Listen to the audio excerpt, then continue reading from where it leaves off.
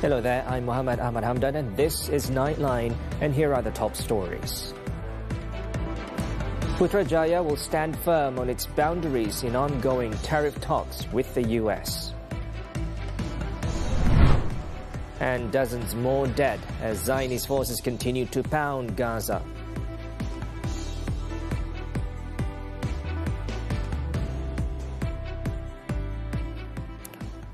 Good morning. We begin with this headlining story. At least 27 people were killed as Zionist forces continue to pound Gaza a day after killing at least 115 Palestinians, including 93 aid seekers at the Zikim crossing and 13 others at GHF-run sites.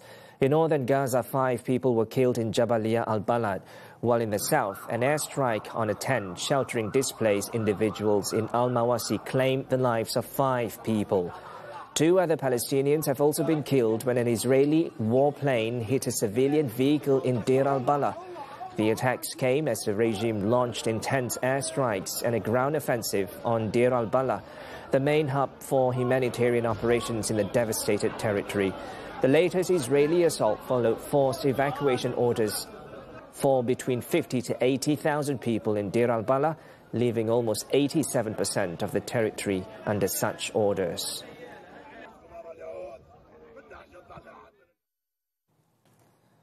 Moving on, Malaysia will stand firm and will not compromise on its Bumiputera policy in its ongoing tariff negotiations with the US. Prime Minister Datuk Seri Anwar Ibrahim stressed that the government will not bow to external pressure, particularly on matters that affect the welfare of the Malaysian people. Negotiations between Kuala Lumpur and Washington have been ongoing following the announcement of a 25% tariff on Malaysian goods earlier this month. Anwar said that while Malaysia valued its trade and investment ties with the economic superpower, Putrajaya remained firm that there must be clear boundaries or red lines in the negotiations. Tapi kita ada pendirian, kita ada red line. Risiko kita sedia hadapi. Apa dia red line dia? Jangan ganggu soal dasar negara. Dia kata kalau dasar Bumiputera itu discrimination, no. Kita kata no. Malaysia ini tegak dengan beberapa dasar yang telah kita terima pakai. Kalau mereka tak setuju, nak buat bagaimana? Kita harap dia setuju. Tapi kita ini red line kita. Anwar, who is also the finance minister, added that procurement and opportunities for local companies must also be protected during negotiations with the US. He was speaking during the monthly assembly with staff of the Prime Minister's department.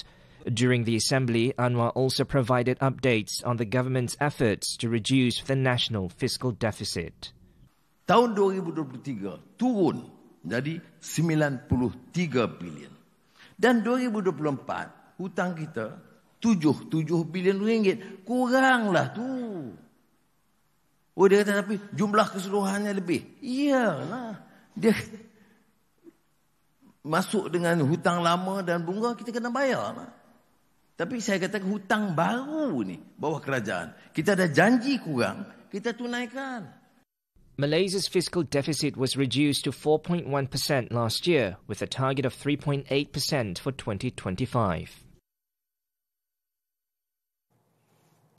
In another development, Anwar has brushed aside allegations of his supposed last-minute interference in the recent senior judicial appointments. The Prime Minister stressed that the allegations were not only baseless, but were also an attempt to politicize the matter.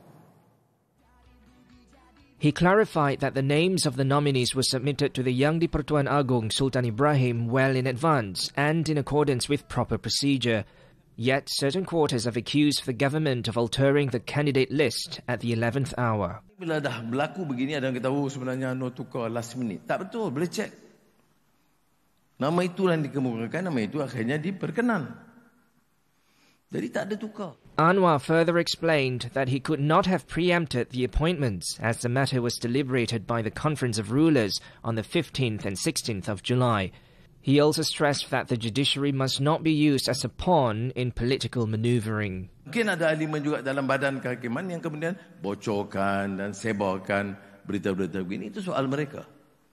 Alhamdulillah perkara ini beres selesai. Sekarang ni reda. Tak riuh lah. The Prime Minister also reminded civil servants to fully understand the official process behind judicial appointments so that they are not easily swayed by assumptions or political rhetoric.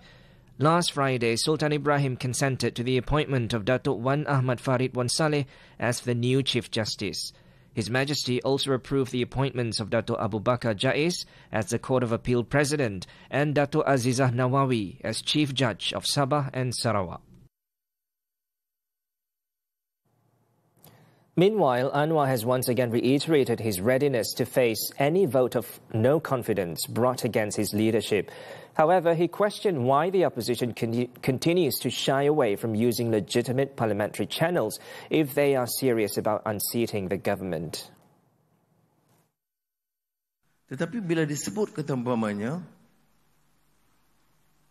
kita akan paksa kerajaan bertukar.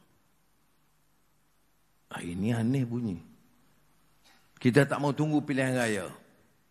Jadi saya kata tak apalah. Saya beritahu speaker, kalau ada usul hari ini hari pertama parlimen. Saya tunggu usul undi tak percaya. Kalau ada majoriti, silakan. Maka Jemaah Menteri bunuh. Itu sistem kita. The Prime Minister stressed that any attempt to remove the government outside constitutional means would not only be unlawful but also risk undermining national stability. PAS and its allies are expected to hold an anti-government gathering in the capital next Saturday. The Auditor General has flagged serious irregularities and weaknesses in projects and programs involving Felkra Berhad, University Kebangsaan Malaysia UKM, and Army Armoured Vehicle procurements. In the Auditor General Series 2 report released on Monday, the irregularities involve a combined allocation of 571.9 million ringgit spent on various programs, activities and projects implemented during the periods of the 11th and 12th Malaysia plans.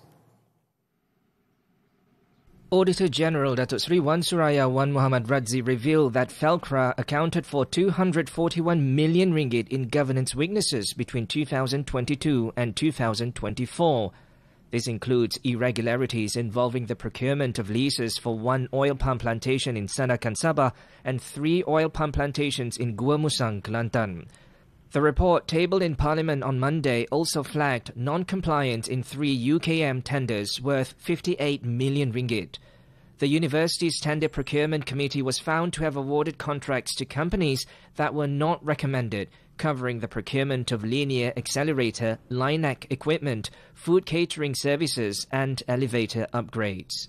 As for the Army, the audit exposed critical weaknesses in contract administration and procurement management between 2020 and 2023.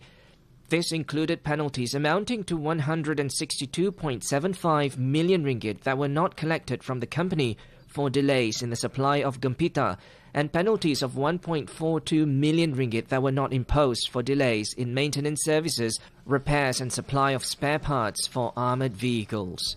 The report also found that procurement of maintenance, repair and spare parts worth 107.54 million ringgit had been split into smaller contracts, which may have been an attempt to bypass procurement thresholds. Overall, 5 audits were conducted across 7 ministries with an overall cost of 48 billion ringgit. Meanwhile, the report also revealed that subsidiaries of foreign companies registered in Singapore and Japan received the highest quotas for subsidized cooking oil refineries compared to local companies. Among the companies highlighted in the report is a wholly owned subsidiary of a firm established and based in Singapore, which owns 8 refineries across Malaysia. This company received the highest monthly supply quota, amounting to more than 29,000 tons, accounting for 50.2% of the domestic subsidized cooking oil supply. Another company, also registered in Singapore, owns 2 refineries in Malaysia and supplies nearly 9,000 tons per month, representing 15.3% of the subsidized supply. A Japanese company, through its subsidiary, was allocated a monthly quota of 1,291 tons, which constitutes 2.2% of the domestic subsidized cooking oil supply. Meanwhile, the Domestic Trade and Cost of Living Ministry, in its response to the audit findings, said that currently there is no policy stipulating that the supply of cooking oil must come exclusively from locally owned refineries. The government is still fine-tuning the implementation mechanism for targeted subsidies of RON95 petrol. Communications Minister Dato' Fadil says the implementation has been slightly delayed to ensure that the move does not negatively impact the public. Fahmi, who is also the Unity Government spokesperson, said the matter was also discussed during a recent retreat with members of Parliament. He added that the Prime Minister had stressed the importance of a careful and deliberate approach to any decision involving subsidies in order to safeguard public welfare and maintain economic stability. Kita lihat perlu ada sedikit penelitian mekanisme penyaluran itu dan memastikan tidak ada kesan knock-on effect yang negatif. On June 26, Second Finance Minister Datuk Seri Amir Hamzah Azizan said the government would move ahead with its plan to implement targeted subsidies for RON95 petrol this year. However, the rollout would be done in phases to ensure the most effective and least disruptive mechanism is adopted. 8 locations across 6 states continued to record unhealthy air pollutant index or API readings as of 10 p.m. on Monday, a slight improvement from the 9 recorded earlier in the day. The total includes 3 locations in Negeri Sembilan alone. Seremban recorded the highest air pollutant index API reading in the country at 156, up from 155 on Sunday. Several other locations continue to experience unhealthy air quality, including Alur Gajah at 152, Johan Setia and Nilai both at 151 and Temerloh at 146. Haze levels remain elevated in the East Coast as well, with Balok Baru in Kuantan recording a reading of 136, slightly down from 152 previously. Other areas now in the unhealthy range include Banting at 128 and Port Dickson at 110. Meanwhile, Met Malaysia has yet to forecast any significant rainfall or changes in wind direction that could improve the situation in the near term. Unlocking the future of business. From industry evolutions to policy changes, we go beyond the headline. Deep insights, sharp analysis.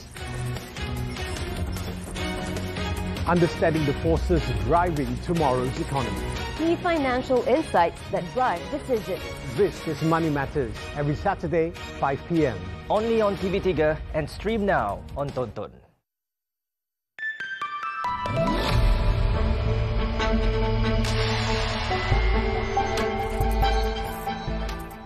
The National Artificial Intelligence AI Action Plan 2026 to 2030 is currently being drafted to strengthen Malaysia's position as a regional AI hub. Digital Minister Gobind Singh Dio said the plan also aims to boost the country's standing in global AI rankings. Malaysia kini berada di tangga nombor 26 daripada 36 negara di dalam Stanford HIAI Index 2023. Dan ke-24 daripada 193 negara dalam Oxford Insights Government AI Readiness Index tahun 2024. Dan usaha sedang diambil Tuan Ketua untuk memperkukuhkan lagi pencapaian penarafan yang lebih tinggi. Speaking in Parliament, Gobind said the government is implementing large-scale initiatives to prepare the nation's workforce for widespread AI adoption. Among the efforts are programs such as My Digital Maker and Cikgu Juara Digital, led by the Malaysia Digital Economy Corporation, MDEC. Meanwhile, the AI at Work initiative aims to train 445,000 civil servants to use AI applications to enhance service delivery, as the government also studies the possibility of introducing a dedicated AI Act to regulate and support its development.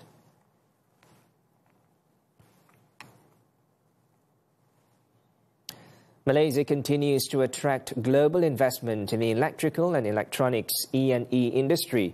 This follows improvements in approval processes that have made it easier to conduct business.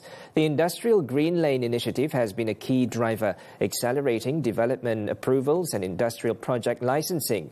According to Malaysia Productivity Corporation Director General Datuk Zahid Ismail, the E&E sector brought in over 55 billion ringgit in investments last year. This milestone also supports national economic growth and reinforces Malaysia's position as a global investment hub.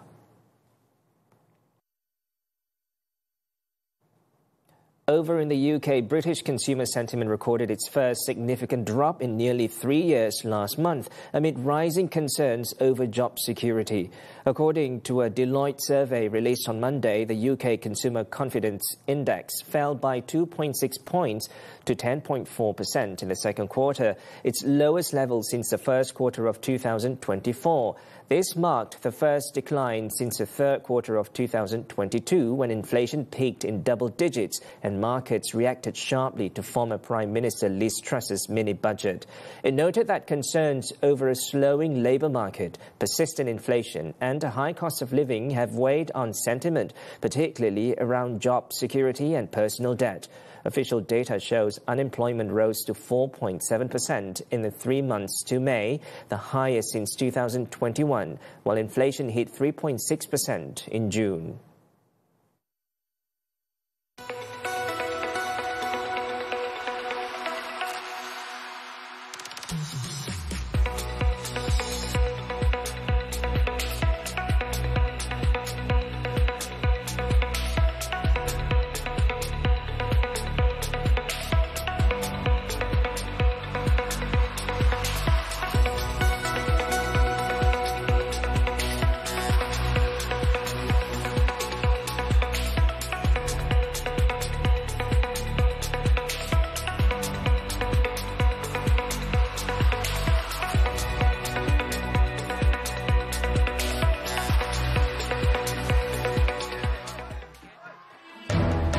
Six arrested over football match scuffle. This and more after this breather.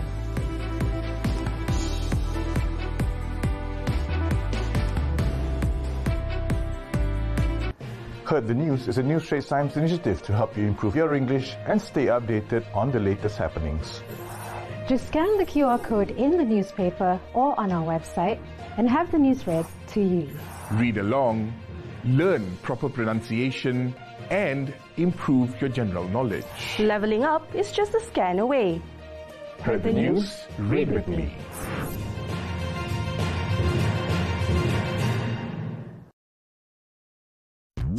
Isu dadah semakin membimbangkan. Betul, tambahan lagi dengan kewujudan pelbagai jenis bahan terlarang ini. Pada Selasa, ketahui punca penyakit Alzheimer dan apa solusinya. Mengalami situasi serangan kata-kata secara bersemuka mahupun dalam talian, apa hak anda? Basikal raja jalan, apa peraturan yang wajar dipatuhi. Jumaat, soal wang membincangkan penurunan kadar OPR, apa kesannya kepada anda? MHIE sehingga Jumaat jam 10 pagi. Eksklusif di TV3 dan stream di Tonton. Markas dadah terbongkar. Pot batu kuning diserbu. Ini saya kubur ayah. Uncle sampai tadi diorang semua kenal? Saya sampai sana pusing saya balik. Waspada pelaburan tidak sah. Ni, Papa tengah baca pasal pelaburan kripto ni. Kripto investment ni. Saksikan 999 Selasa jam 9 malam di TV3 dan stream sekarang melalui Tonton. Selebriti newcomer terhangat. Baru masuk gelanggang tapi dah tunjuk taring. Bukan kaleng-kaleng newcomer ni.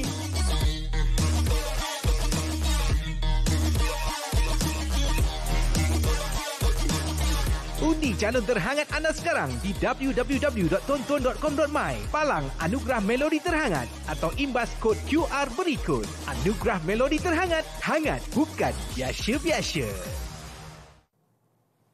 Thanks for staying with us.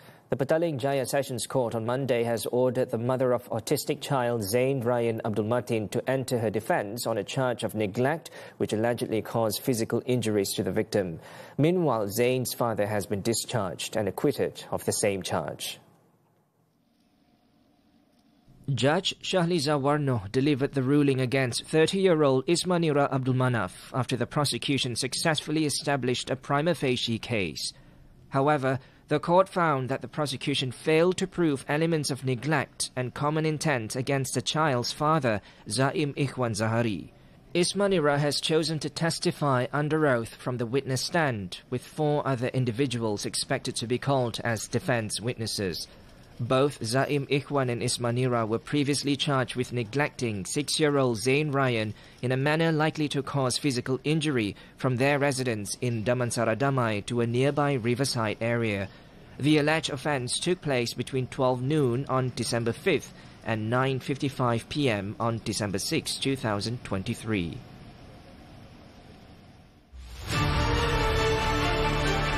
Koperasi memperkasa komuniti. Ekosistem kukuh, mampan, inklusif. Memacu pembangunan sosioekonomi. Kupasannya dalam Soal Rakyat bersama Menteri Pembangunan Usahawan dan Koperasi Datuk Iwan Benedict, Sabtu 26 Julai 5.30 petang hanya di TV3.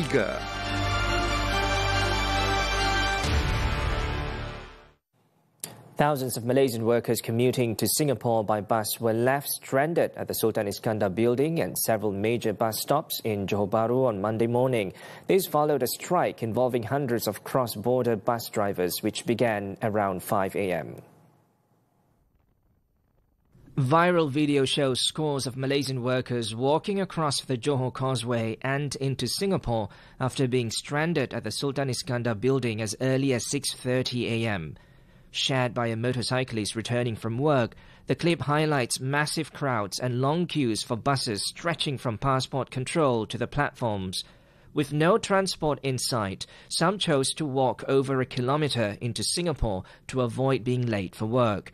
It is understood that the chaos followed a strike by around 100 cross-border bus drivers protesting a new salary scheme they say slashed their pay unfairly. 6 men have been arrested following a brawl at a football match in Kota Belud, Sabah on Sunday. The suspects, aged between 24 and 42, were detained around midnight to assist in investigations.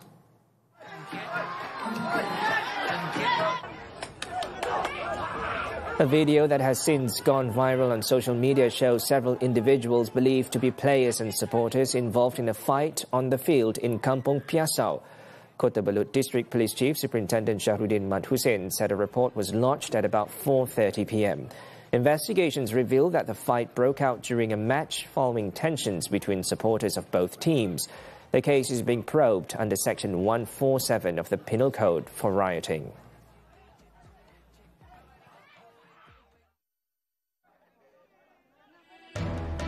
Over a dozen killed in Bangladesh plane crash. The details when Nightline returns.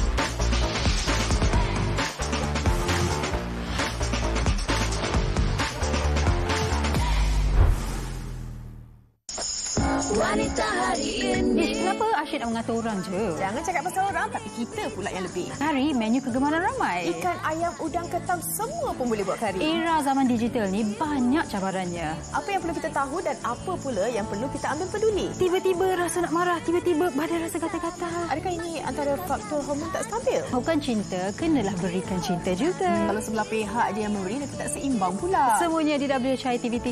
Dan stream sekarang melalui Tuntut. Kali pertama kejadian berlaku adalah semasa suspek pergi mengerjakan umrah. Macam mana seorang bapa tu sanggup melakukan perbuatan tu terhadap anak sendiri? Pertuduhan yang dikenakan terhadapnya 594 adalah tuduhan meliwat. Satu hari 3 kali untuk jangka masa lebih kurang 6 sehingga 7 bulan. Lelaki kalau dia tertangkap, mana nak ngaku? Tak salah pun kalau aku pergi. terbalik dengan kau. Macam mana boleh jadi macam ni? You cuba nak cederakan diri you ke? Dia yang serang aku dulu. Kenapa kau nak marah aku pula? Aku takkan minta maaf dengan dia orang. Sekarang ni kau nak salahkan aku. Kau tu sepatutnya tenangkan aku, bukan nak sakitkan hati aku. Kalau betul kawan aku datang dia bawa aku pergi kubur dia. Biar aku sendiri tengok betul atau tak. Saya minta maaf kalau saya ada buat salah. Tapi saya betul-betul tak ingat apa-apa. Welcome back. Malaysia, along with fellow ASEAN member states, is calling for reforms to the United Nations Security Council concerning the use of veto powers held by its 5 permanent members. Foreign Minister Datuk Seri Muhammad Hassan highlighted that while resolutions on Gaza receive majority support in the UN General Assembly, their execution is often stalled due to vetoes by China, France, Russia, the UK and the US. Berbagai banyak kali di kuasa veto telah pun digunakan walaupun Perhimpunan Agung Bangsa-Bangsa Bersatu telah pun meluluskan dengan suara majoriti. Ini yang kita nak, supaya diadakan rombakan, diadakan perubahan terhadap kuasa veto oleh the Permanent Five ataupun negara tetap 5 ini. The proposal follows Malaysia's diplomatic success at the recent ASEAN GCC summit, where a joint statement on Gaza was issued for the first time. He added that many countries, including several in Europe that once firmly supported Israel, are now shifting their stance and calling for an end to the violence and humanitarian crisis in Gaza. At least 20 people were killed and 171 others were injured after a Bangladeshi Air Force training aircraft crashed into a school campus on Monday.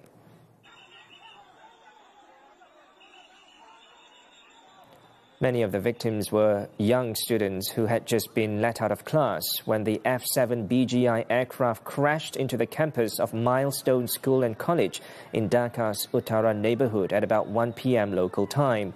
A military statement said the jet crashed following a mechanical failure.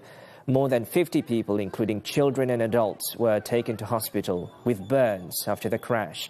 Head of Bangladesh's interim government, Muhammed, said the appropriate steps would be taken to investigate the cause of the incident. An explosion in the engine room is believed to have caused the fire aboard the Indonesian passenger ship KM Barcelona off the coast of Manado, North Sulawesi on Sunday. However, the Chief of Staff of the Indonesian Fleet Command declined to provide additional details regarding the cause of the explosion. The ferry caught fire around midday Sunday while making its regular half-day journey between 2 ports in North Sulawesi province from Melonguane to Manado. The ferry's log initially recorded only 280 passengers and 15 crew members, but by Monday afternoon, Manado's Search and Rescue Agency confirmed that 575 survivors had been rescued and 3 bodies recovered. Storms drenched southern parts of the Chinese mainland on Monday, triggering warnings of flash floods and landslides a day after Typhoon Whippa pounded Hong Kong. Heavy rain hit Yangjiang, Zhanjiang and Maoming in southern China's Guangdong province after the storm made landfall Sunday evening. Its national forecaster said Whippa weakened to a tropical storm upon landfall and is expected to skirt Guangdong's coast before heading toward Vietnam. Ahead of Whippa's expected landfall early Tuesday, Vietnam placed coastal provinces on emergency alert, warning of dangerous flooding and landslides. The typhoon brushed past Hong Kong on Sunday, where it felled trees and scaffolding, grounded flights and sent nearly 280 people into shelters.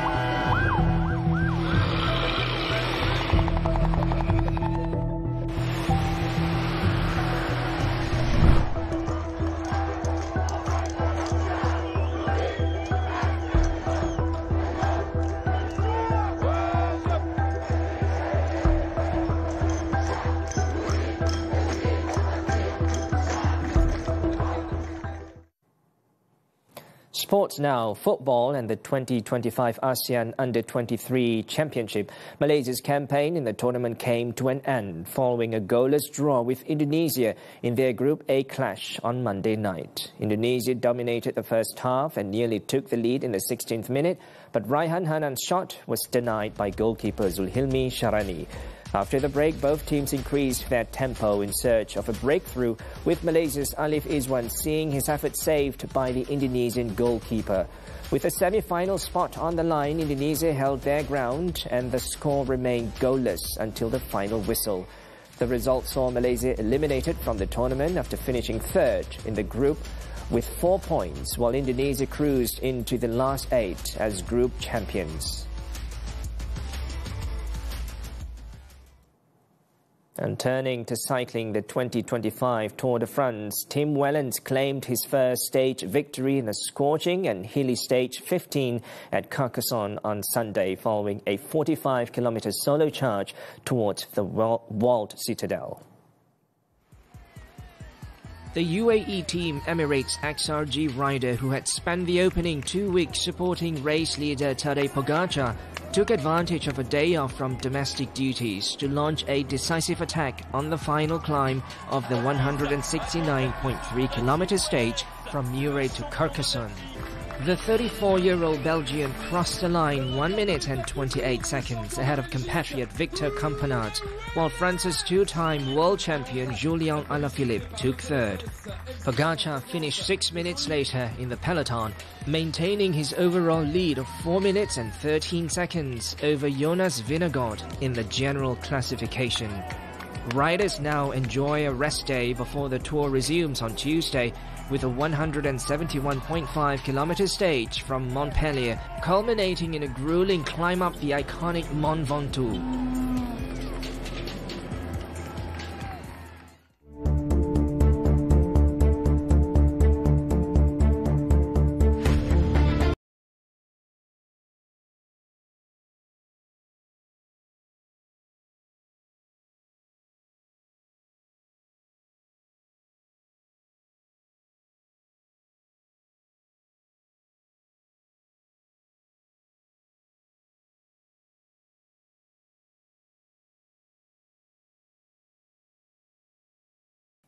And that concludes Nightline this time around. Before we leave, here's a quick look as around 650 vintage vehicles cross Paris in the 18th Summer Traversée de Paris, with collectors driving from Vincent to Modane to celebrate their shared enthusiasm for classic cars. With that, I'm Muhammed. Hamdan. Thanks for watching and stay safe.